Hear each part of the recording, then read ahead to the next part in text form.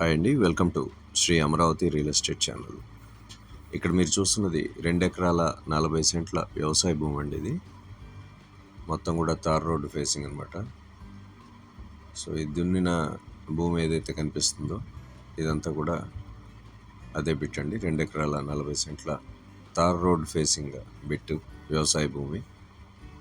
ఫ్యూచర్లో కమర్షియల్ పర్పస్కి బాగా పనికొస్తుంది.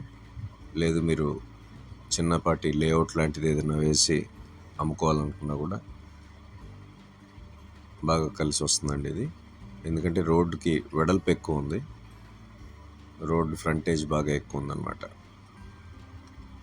సో తక్కువ ధరలో తార్ రోడ్ ఫేసింగ్ బిట్.